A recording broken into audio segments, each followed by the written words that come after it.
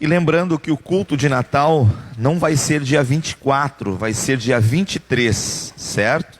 Dia 23, é uma quarta-feira, nós teremos a celebração do culto de Natal.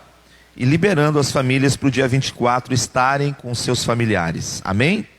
Então marque no dia 23, para você não se perder aí nas datas e estar conosco na quarta-feira comemorando o Natal. Amém? Certamente as crianças apresentarão uma música, algum louvor, e nós cantaremos. Talvez aí os ministros de louvor vão preparar alguma canção especial para o Natal, né? Ainda temos alguns dias para isso, e nós vamos estar louvando e adorando aquele que merece a nossa adoração e o nosso tributo. Afinal, é ele o aniversariante, mas quem ganha os presentes somos nós. É assim ou não é assim? Somos nós que somos abençoados pelo seu nascimento. Então não deixe de participar, venha estar junto conosco. Amém? Hebreus capítulo 12, versículo de número 14 até o 17. Diz assim, na minha Bíblia fala sobre a exortação à paz e à pureza. São duas coisas que Deus ele exorta. E é interessante que a exortação não deixa de ser o chamada de atenção, né? Quem aqui já foi exortado na sua infância? Fomos, né, Charles? Fomos exortados. O que significa isso? Os nossos pais nos dizendo algo importante, que nós tínhamos que guardar e fazer. É isso ou não é? Então nosso pai, aqui na sua palavra, ele vai dizer o seguinte: segui a paz com todos, e a santificação, sem a qual ninguém verá o Senhor, atentando diligentemente, porque ninguém seja faltoso, separando-se da graça de Deus, nem haja alguma raiz de amargura, que brotando vos perturbe, e por meio dela muitos sejam contaminados. Nem haja algo impuro ou profano, como foi Esaú, o qual por um repasto vendeu o seu direito de primogenitura. Pois sabeis também que posteriormente, querendo herdar a bênção, foi rejeitado, pois não achou lugar de arrependimento, embora com lágrimas o tivesse buscado. Senhor, nós te damos graças pela tua palavra. Fala conosco nesta noite. Leva-nos, Senhor, a um nível mais profundo de intimidade contigo. Que possamos sair, Senhor, deste lugar e, diferente de como entramos, trabalhados por ti, abençoados em nome de Jesus. Amém. Amém? Quando a Bíblia fala sobre paz e pureza, eu fiquei pensando hoje assim, eu vim para cá de manhã em algo puro. Eu me lembrei uma vez que fui comprar um mel e me disseram: ó, esse mel aqui é puro. E eu olhei para o cidadão e eu disse: é puro limão e puro açúcar. E eu não vou ser puro de comprar por puro. É interessante que tem coisas que você olha, que quando alterada, elas mudam o seu estado original. Então uma das coisas que Deus não abre mão é de pureza. Deus é puro, amém?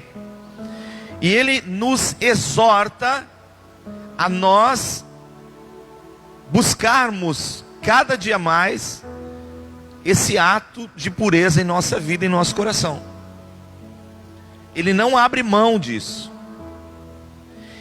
E é interessante que ele vai dizer que nós temos que ter pureza no coração, e ele vai mostrar a razão porque muitos às vezes não têm. Então ele vai falar sobre o texto aqui, que ninguém seja faltoso, separando-se da graça de Deus. Eu fiquei pensando, o que é ser faltoso? Eu diria que talvez pudéssemos comparar ao cometer uma infração, isso?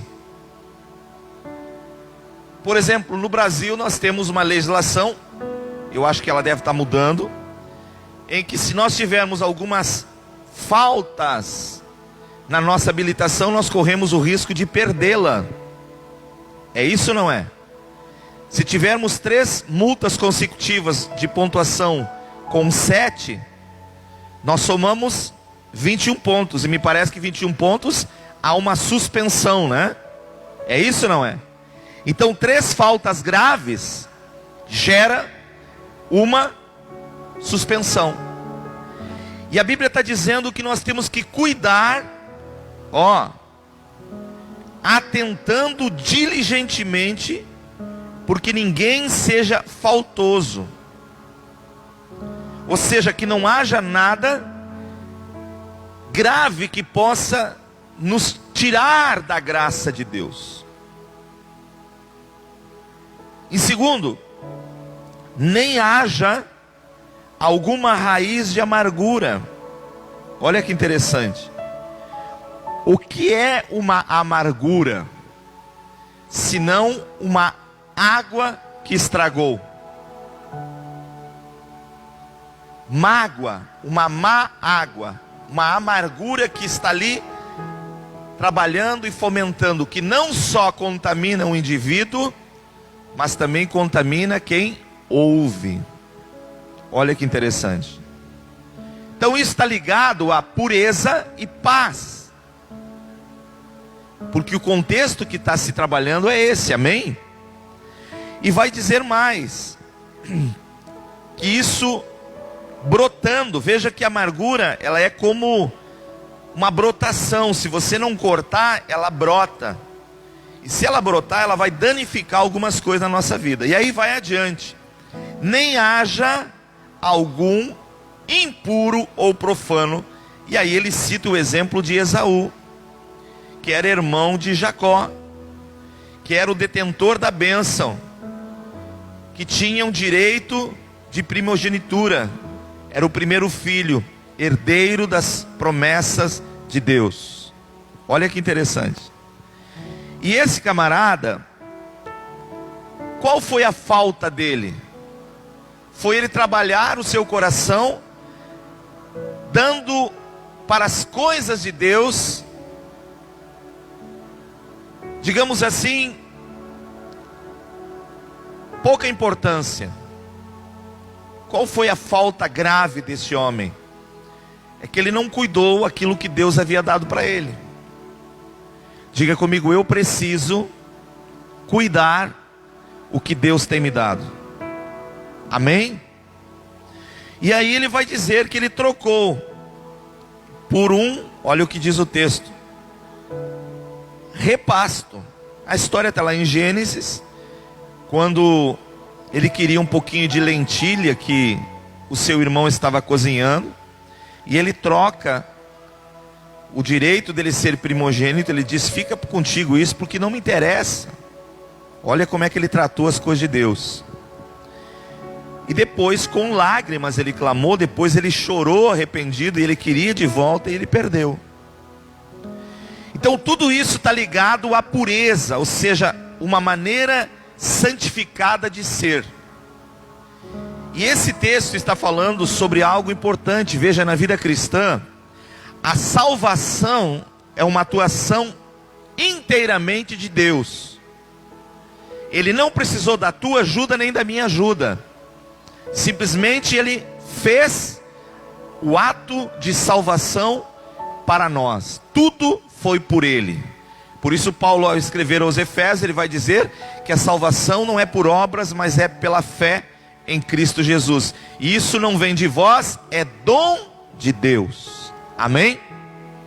Só que a santificação é um processo que vai se desenvolver ao longo da nossa caminhada. E a santificação é te tornar semelhante a Jesus. Então o texto está dizendo que nós temos que cuidar para não deixarmos que sejamos alterados naquilo que Deus trouxe para nós em Cristo. E aí eu fui perceber um texto muito legal, que eu quero que você abra, em 2ª carta aos Coríntios, capítulo de número 3.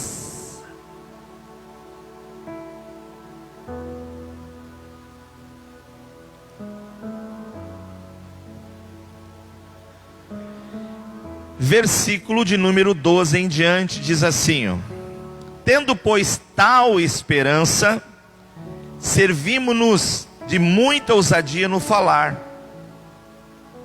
E aí no verso 13, e não como Moisés. E eu fiquei pensando aqui, quem entre nós seria o maluco que não gostaria de ser igual Moisés? Moisés, a referência dele na Bíblia é uma coisa incrível. Um grande líder, um grande pastor, um grande profeta, um homem paciencioso, um homem amoroso, um homem fiel, fidedigno a Deus. Quantos atributos, quantas virtudes nós poderíamos falar na vida de Moisés, mas aqui em especial, Paulo vai dizer exatamente assim: e nós não somos como Moisés. E aí eu percebi que ele está falando a respeito de algo importante na vida cristã. E ele está dizendo aqui: não somos como Moisés, que punha o véu sobre a face, para que os filhos de Israel não atentassem na determinação do que desvanecia. Então, a palavra que eu coloquei hoje para trazer à noite é um espelho chamado cristão. Ou seja, Deus nos fez desde o princípio para nós refletirmos a sua glória. É mais ou menos como você, em um dia de lua cheia, sai, e não tem coisa mais linda que você olhar para o luar, aquela lua enorme, que você anda, parece que ela está te seguindo, está te acompanhando, é assim? Você sai de uma extremidade a outra e a lua está lá. E aquela lua enorme, clara, que você às vezes chega a ver sombra. E aí você vai estudar, e quem estudou sabe disso, a lua não tem luminosidade própria. Simplesmente ela é um círculo completamente escuro. Mas então, como é que ela produz essa luz? Deus colocou a lua no céu para testemunhar a existência do sol. Simples. Então de noite, quando você vê uma lua iluminada, ela está dizendo: ei, embora você não esteja vendo o sol, ele existe. E eu sou testemunho de que ele existe. Logo, logo você vai vê-lo no seu total esplendor. Então, por exemplo, sexta-feira foi um dia que a temperatura chegou a 38 graus aqui em Gravataí, e não tinha quase nuvens. Eu cheguei lá no sítio, e eu confesso para vocês, eu nunca tinha visto isso. 2 quero-quero na sombra. A gente brinca de quero-quero de pantufa no frio, né? Mas eu chamei meu irmão e disse: olha lá os quero-quero, nem eles querem estar no sol, estão na sombra. De tão escaldante que era o sol. Agora você para e pensa, a lua reflete a glória do sol. Foi para isso que Deus a criou. E Deus nos criou, a mim e você, a quem está nos ouvindo, para que nós possamos brilhar a sua glória. Só que no Éden o diabo manchou isso. E o homem, em vez de transmitir a glória de Deus, só transmitiu confusão. Só transmitiu pecado. Mas em Cristo Jesus isso mudou, amém? E então agora Paulo vai falar sobre isso. Quando Moisés subiu o monte, e ele foi pegar as tábuas da lei, diz que Moisés viu a glória de Deus. Passou Deus com ele, fez com que a face dele ficasse tão iluminada, que resplandecia, que ninguém conseguia olhar para ele. Então Moisés botou um véu para falar com as pessoas. Só que, à medida que o tempo foi passando dele ter descido do monte Sinai, aquela glória foi diminuindo, aquele resplendor no rosto dele, aquele brilho foi desaparecendo. E aí Moisés não tirava mais o pano do rosto, porque ele tinha medo de mostrar quem ele era. Afinal de contas, o povo via ele como o super Moisés. E agora, imagina se eu tiro o pano e as pessoas não veem mais o meu rosto brilhar. Como é que vai ficar o negócio? O super Moisés acabou? E Paulo está dizendo o seguinte: nós não somos como esse super Moisés, porque nós tiramos, desvendamos o nosso rosto, para que as pessoas possam ver a glória de Deus. Então quando algo acontece, quando oramos e alguém é curado, não é para que louvado seja o meu nome, não é para que as pessoas se apeguem em mim, é para que as pessoas percebam que a oração que eu fiz deu sinal a um Deus que tem glória e que se manifesta em toda a terra na vida daqueles que creem. Então você começa a perceber o que está escrito aqui. Que coisa linda e maravilhosa. Sabe? Nós não somos super-heróis. Então às vezes as pessoas vêm dizer assim: faz uma oração bem forte, pastor. E eu penso, tem oração fraca? Será que a oração forte muda alguma coisa no céu? Quando uma pessoa recebe a dádiva de Deus, é mérito de quem orou ou de quem fez o milagre? Quem está entendendo em nome de Jesus?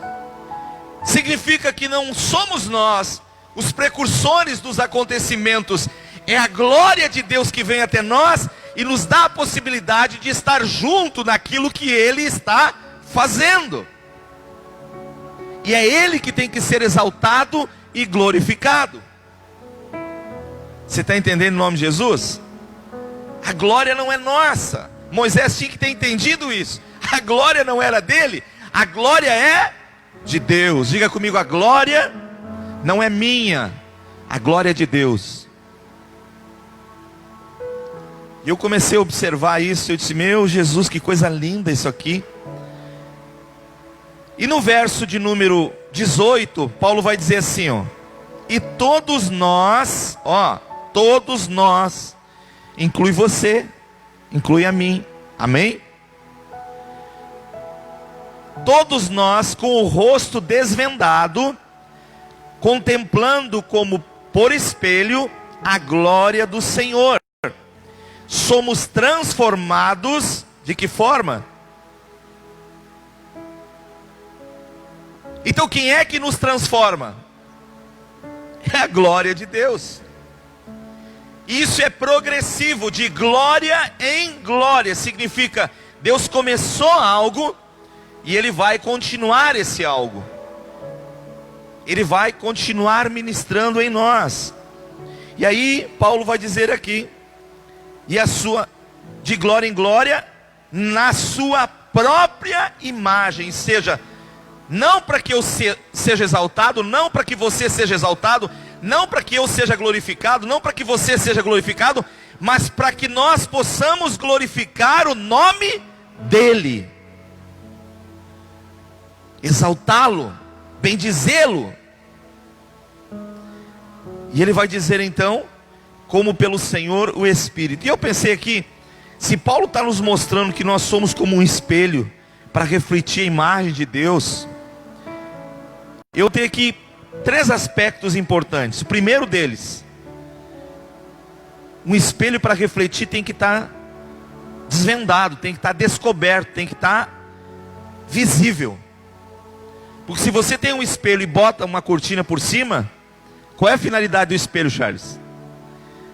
Você entrar no banheiro e a Aninha vai lá e prega na frente do espelho uma cortina branca.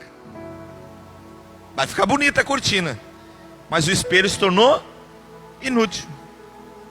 A finalidade dele é refletir. Aí você não consegue enxergar. Então Paulo está dizendo, não somos como Moisés. O véu foi tirado. Nós precisamos aparecer. Mas o que aparece em nós tem que ser a glória de Deus.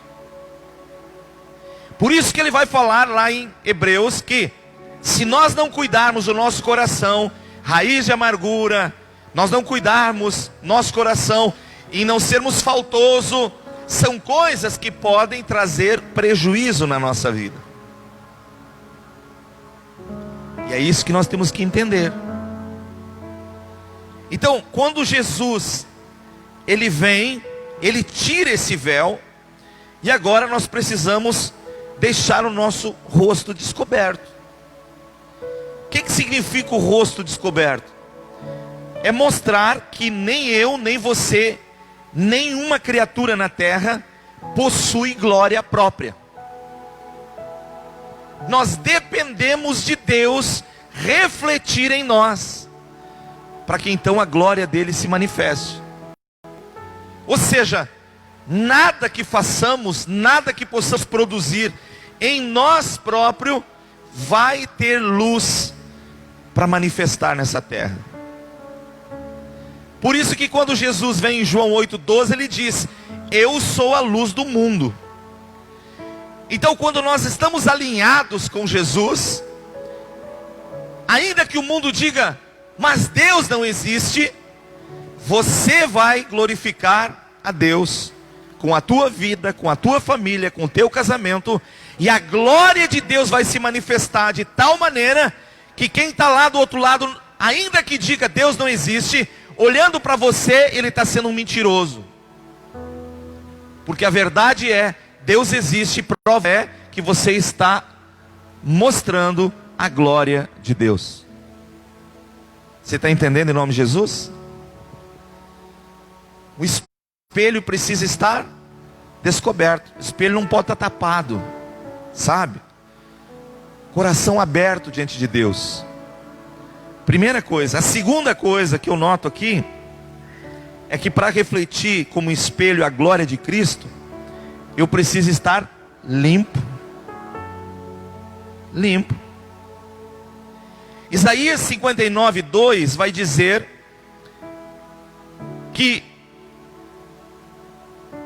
os nossos pecados encobrem a nossa vida diante de Deus. Então o que eu preciso fazer? Tratar de limpar o espelho. Diga comigo, eu sou o espelho. Agora, note comigo. Hoje pela manhã eu falei. Você sabe da história do marido que levantava, chegava na janela da sala, olhava e dizia assim, eu não sei o que está acontecendo com a minha esposa. Ele não falava, ele pensava. Eu não sei que ao passar do tempo a minha esposa agora ficou relaxada. Eu todo dia levanto, acordo, olho para o vidro e penso, amanhã ela vai limpar o vidro da janela. Mas no outro dia, o vidro está sujo. Um belo dia ele levanta, olha para a janela, o vidro limpo. Aí ele vai tomar café, senta, amor, vem cá. Eu estava preocupado contigo. É mesmo, amor? O que é? Não sei, fazem anos que a gente está casado, você sempre foi caprichosa. E nos últimos dias eu levanto e vi aquele vidro lá sujo. E você não limpava. Então parabéns, agora está limpinho. E ela disse, mas eu não limpei o vidro. Eu limpei os teus óculos.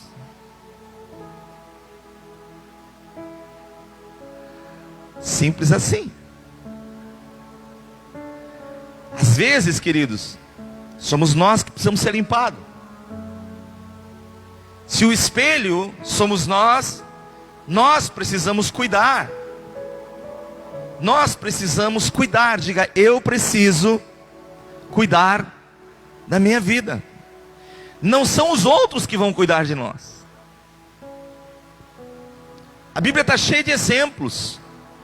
Paulo vai dizer para Timóteo: cuida de ti mesmo e da sã doutrina. Paulo vai escrever aos presbíteros em Atos, e ele vai dizer: atentai por vós e pelo rebanho. Então nós precisamos olhar para dentro de nós, nós precisamos corrigir em nós, nós precisamos limpar o espelho, amém? Porque o que diz em Hebreus 12:14, segui a paz e a santificação, sem a qual ninguém verá o Senhor. O que esse ninguém quer dizer? Esse texto é um texto emblemático para alguns. Já vi pessoas pregando de forma errada. Ali está dizendo que se você não santificar a tua vida, as pessoas não verão Deus. Quando diz sem santificação ninguém verá o Senhor, significa que eu e você precisamos nos santificar para que as pessoas, ao olharem para nós, enxerguem Deus. E para isso eu preciso estar com o espelho limpo, amém? Porque tem pessoas às vezes da família que elas olham para nós, e a gente vem na igreja, de repente elas olham e dizem: que adianta ir na igreja? Não muda nunca. Olha aí, vive morando, a igreja só falta pegar a chave com o pastor e morar lá, mas não muda de vida. O que é isso? Está faltando santidade na vida da pessoa. Quando a santidade entra, eu reflito Cristo. Quando a pessoa enxerga Cristo, ela corre para Cristo, ela quer Cristo. O que ela não quer é os nossos cacuetos, os nossos defeitos. Porque as pessoas conhecem como somos naturalmente. Aqueles que convivem na nossa volta. Quem está entendendo em nome de Jesus? Estou te entregando pérolas nessa noite. Então a Bíblia vai falar que você precisa estar com o espelho limpo, amém? Diga: eu preciso limpar o meu espelho. Talvez passe por perdão para alguém, talvez por alguma raiz de amargura. Mas tem uma coisa que eu estou aqui matutando já há dias, eu devo fazer isso, não sei se janeiro, uma série de mensagens sobre orgulho. Porque eu fui examinar e percebi que esse é o original pecado. Antes do homem pecar, Lúcifer pecou. E o pecado de Lúcifer para com Deus foi o orgulho, a soberba. E se você ler Provérbios, está assim de versículos sobre soberba e orgulho.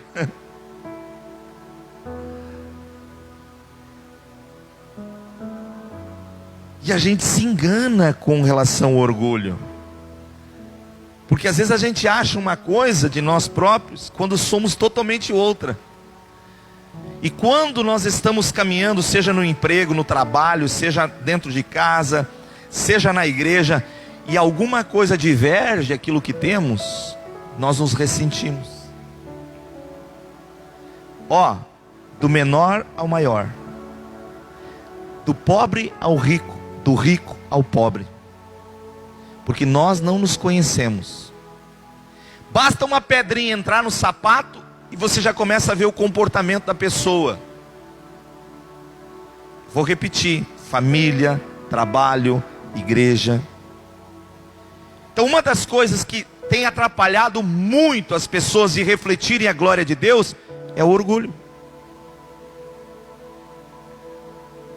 É o orgulho. E nós temos que tratar isso com carinho. Rever conceitos, permitir Deus limpar. Eu não sei se você já viu um espelho, quando ele começa a ficar manchado, vem uma espécie de ferrugem nele, já viu? Já percebeu? E como é que tu tira aquilo? Pastor, como é que tira o orgulho? Vamos lá, nós vamos ver na mensagem. Aí você percebe que, de fato, o texto lá de Hebreus está falando de algo muito sério e profundo. Se eu quero refletir a glória de Deus, primeiro eu tenho que tirar o véu, não posso estar tapado, meu rosto tem que estar aberto. Significa, eu preciso comparecer diante de Deus e declarar para Ele o que eu sou. Por quê? Porque lá em Jeremias 17 vai dizer que enganoso é o coração do homem mais do que todas as coisas, desesperadamente corrupto, quem o conhecerá? E aí Deus diz, eu o Senhor conheço. Quantos se casam? Só love, amor pra cá, amor pra lá, amorzinho, amorzinho, amorzão, amorzão, amorzão. E aí começa a conviver junto. Aí começa a ver o orgulho aparecer, de ambas as partes. Porque é um problema que nós temos sério e precisa ser tratado. Se nós não tratamos, nós corremos o risco de ir passando o tempo, anos, e a gente só diz assim, eu tenho 15 anos de fé. E aí você olha nos 15 anos de fé, o que mudou? O que alterou naqueles 15 anos? Quanto mais íntimo de Deus você te tornou? Eu achei interessante, hoje à tarde lá no sítio, nós estávamos lá, e uma jovem que estava lá fazendo as fotos que se formaram num colégio, ela perguntou, esse FB aí é de igreja? Eu disse sim. Ela disse, não, porque nós moramos, eu e minha família moramos do lado de um sítio que é de igreja. Mas eu tive uma decepção enorme na igreja no passado. Uma decepção. Ai, tadinho. Eu perguntei, você trabalha? Sim. Você já teve decepção no teu trabalho? Sim. E você quis sair dele? Não. Mas por que você quis sair da igreja? Por causa da decepção. Por que algumas coisas nós agimos de uma forma e outras nós agimos de outra forma? É assim ou não é assim? Por exemplo, Pai Nosso, verdade ou mentira?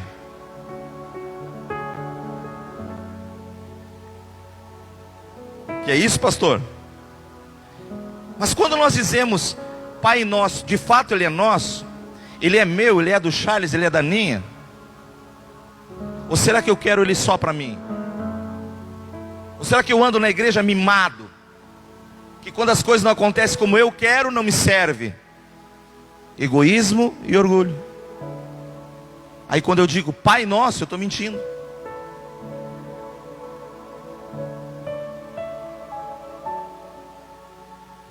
Assim como perdoamos os nossos devedores, aí quando alguém te faz alguma coisa, você te ressente e não perdoa.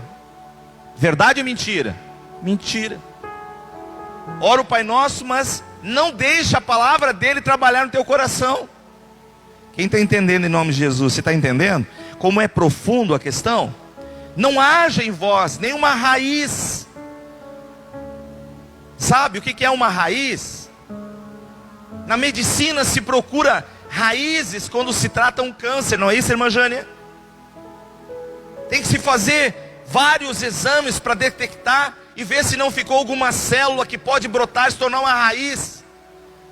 E quantas vezes você já ouviu dizer assim, estava enraizado aquele câncer? Você já ouviu isso ou não? Significa estava tão impregnado na pessoa que não teve como tirar. E ainda que se tirou, ficaram células e elas se multiplicaram de novo.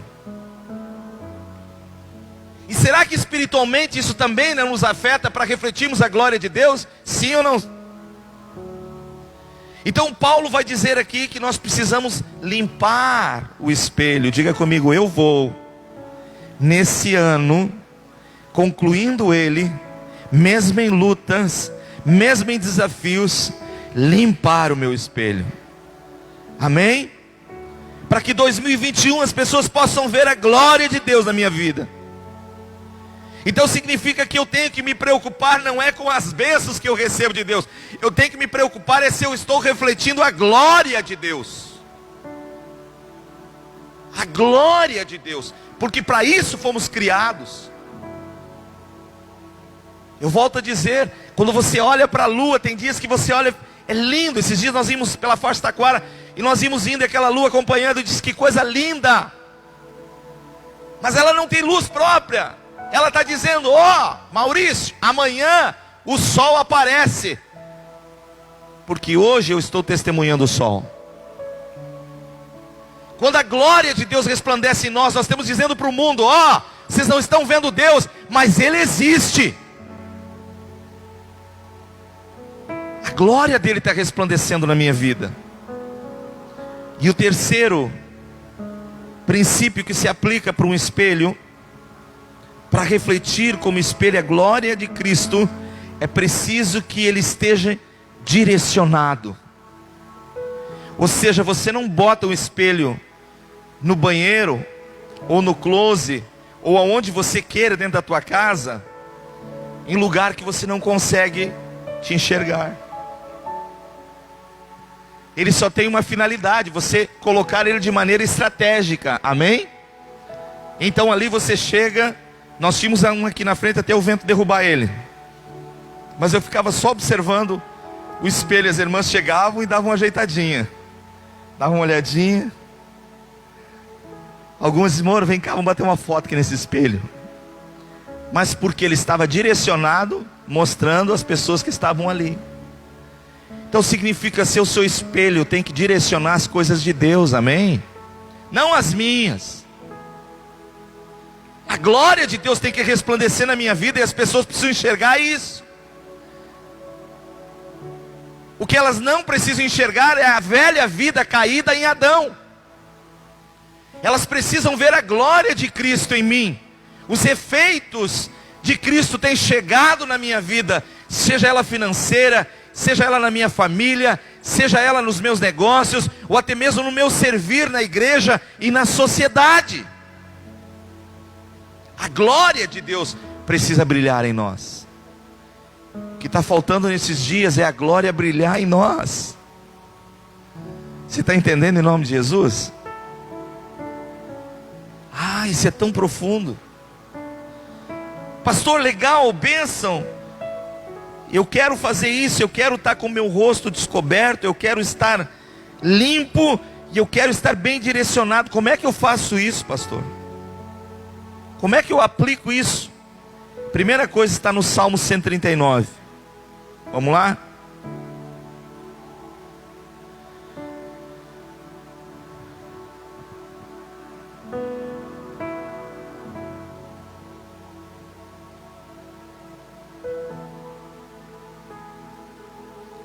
Salmo 139, versículo 23 e 24. Olha o que diz aqui. Sonda-me, ó Deus. Na tua oração você pede para Deus te sondar? Na Santa Ceia ele vai falar para nós assim, ó. Jânia, examine-se a si mesmo. Josiel, Camila, examine-se a si mesmo. Lauri, examine-se a si mesmo. Ele não dá o papel da esposa examinar o marido, nem do marido examinar a esposa, tampouco o irmão examinar irmão.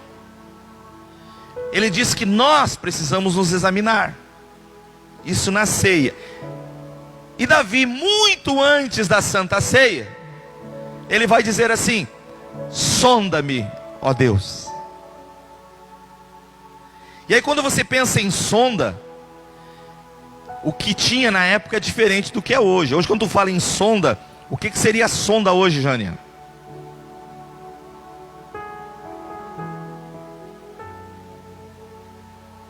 Algo para filtrar o corpo.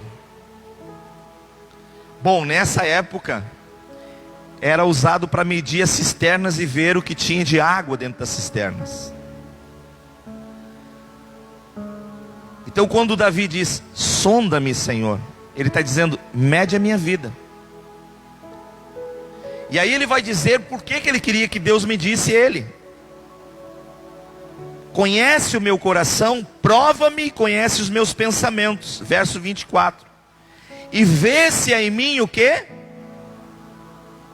Ele não diz assim: Deus, vê se há em mim um caminho bom. Vê se em mim o caminho está legal. Vê se eu estou bem, Senhor. Vê como é que eu estou na minha pontuação aí. Não, não, não. Ele diz: vê se em mim um caminho mau. Vê se tem coisas que me reprovam. Vê se tem coisas, Senhor, na minha vida que te desagrada. Senhor, sonda a minha vida, porque o Senhor conhece os meus pensamentos. A forma de você limpar o espelho é quando você vai orar desta forma. Hoje as nossas orações, Senhor, me dá, me dá, me dá, me dá, me dá. Parece aquela oração do Danoninho. Me dá, Danoninho, Danoninho, dá. Essa é a verdade, queridos. A geração que nós ficamos hoje é uma geração pedincha.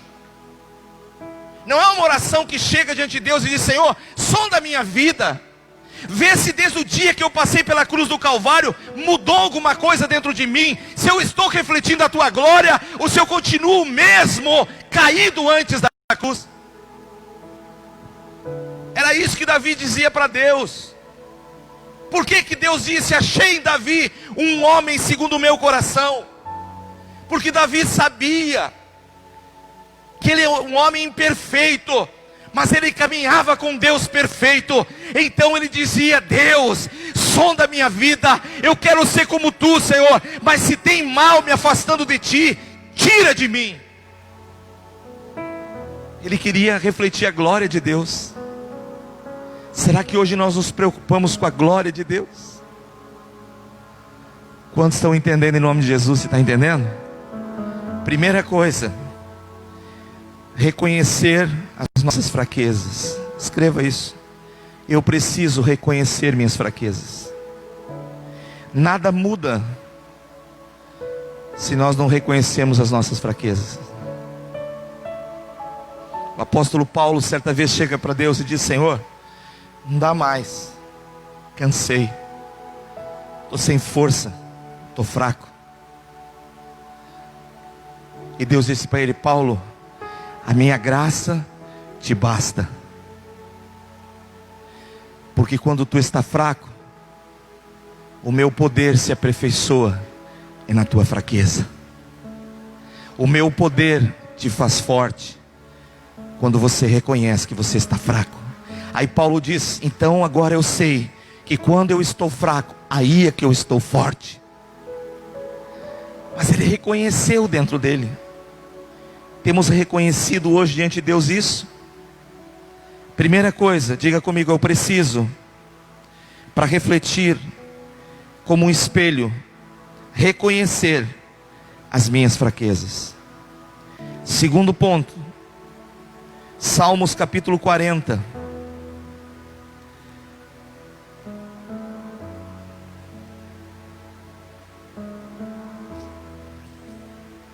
Versículo de número 8.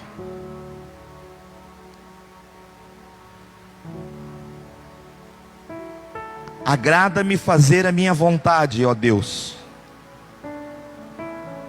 É isso que está escrito aí? Sim ou não? O que está escrito? Agrada-me fazer a minha vontade, é isso? Agrada-me fazer a vontade de quem? Ó Pai nosso, verdade ou mentira? Pai nosso que estás no céu, santificado seja o teu nome, venha a nós o teu reino, seja feita a tua vontade. É feita a vontade de Deus na nossa vida 24 horas, sim ou não? Então estamos mentindo. Você percebeu? Quão profundo é isso? Agrada-me fazer a tua vontade, ó Deus meu, dentro do meu coração está a tua lei. Para refletirmos como um espelho, primeira coisa, precisamos reconhecer nossas fraquezas. Segundo, precisamos obedecer os planos de Deus em nossa vida. É aquilo que Deus quer, não o que eu quero, nem o que tu queres. Muitas pessoas se frustram porque lutam para buscar os seus direitos, para querer que a sua vontade prevaleça, quando na verdade o que deve prevalecer é a vontade de Deus. Romanos capítulo 12 diz, verso 2, não precisa abrir, que nós temos que renovar a nossa mente para poder experimentar qual seja a boa, perfeita e agradável vontade de Deus para as nossas vidas. Espelho precisa refletir a glória. Primeiro, eu reconheço minhas fraquezas. Segundo, eu obedeço os planos de Deus. Amém? Terceiro, não devo confiar em mim mesmo, nem na minha força, mas no poder de Deus. Filipenses capítulo 4. E eu encerro.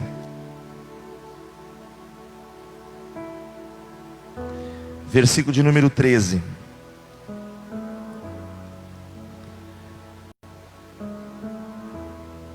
Tudo posso naquele que me fortalece. Pastor, está escrito que tudo eu posso. Leia o texto. No 12 diz, tanto sei ser humilhado como também ser honrado. De tudo em todas as circunstâncias já tenho experimentado, tanto de fartura como de fome, assim de abundância como de escassez. Entendeu o que ele está dizendo? Que se hoje você tiver que lanchar um copinho d'água e um pão cacetinho sequinho, dê glória a Deus. Se amanhã você puder sentar e comer um café colonial do Bela Vista, dê glória a Deus. Mas independe do que você comer, dê glórias a Deus. Aprenda a viver em toda e qualquer situação contente. O que nós percebemos hoje? Que é um espírito de descontentamento. Se não está como eu quero, o beijo cai. Se eu quero refletir como espelho a glória de Deus, eu preciso reconhecer e confiar no poder de Deus, não no meu braço. Sabendo que Deus está sobre tudo e sobre todos. Aleluia. Deus glorioso, glorioso, majestoso, que deseja repartir conosco. Agora, veja o que Deus quer repartir conosco. A sua glória. Ele quer que a sua Shekinah, o seu poder, a sua glória possa refletir através de nós. Se a lua pudesse falar, se ela pudesse dizer para nós a honra que ela tem em transmitir a glória do sol, ela diria, não tem algo maior que eu possa fazer a não ser testemunhar a existência do sol. E para mim e para você, não teria nada mais importante do que nós dizermos, Senhor, obrigado por poder refletir a tua glória nesta terra, poder brilhar a tua glória na minha vida, através do que eu sou, para a vida de outras pessoas. A glória de Deus precisa refletir em nós. Pense um pouquinho nisso. Será que o egoísmo não tem hoje pairado sobre nossas vidas, ao ponto que nós achamos que somos nós que fazemos as coisas, que as coisas acontecem pelo nosso braço, que somos nós que brilhamos, quando na verdade não. E aí nós entulhamos coisas dentro de nós que nos desqualificam e nos impedem de brilhar para a glória de Deus. Então nesta noite, diga, Senhor, eu sou espelho. Eu reconheço as minhas fraquezas. Eu quero obedecer os teus planos, Senhor. Eu sei que o Senhor tem planos para a minha vida.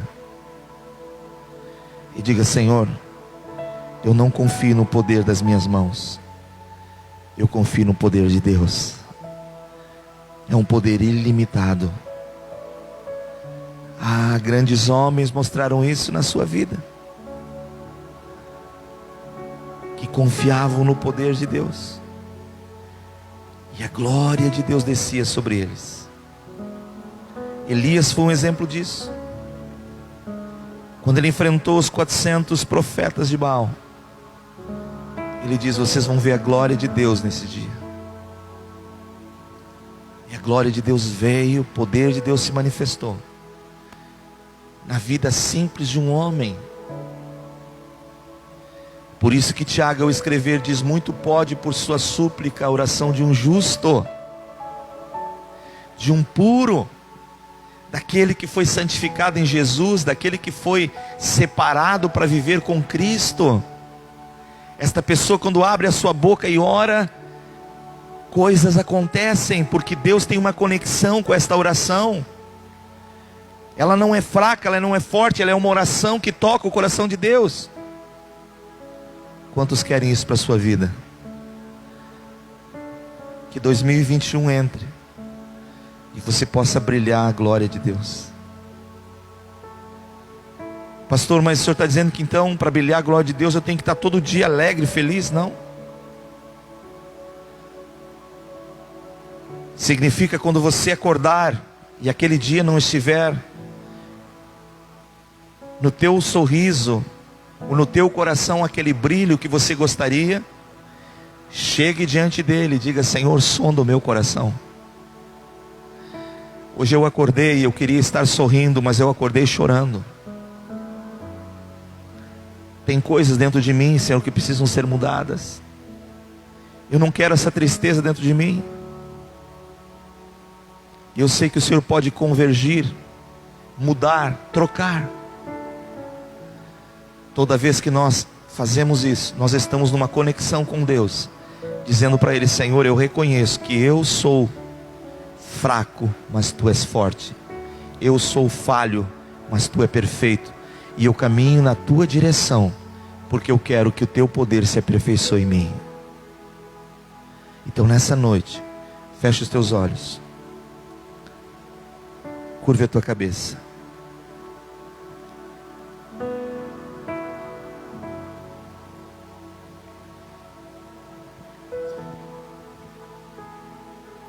A glória de Cristo, a glória de Deus.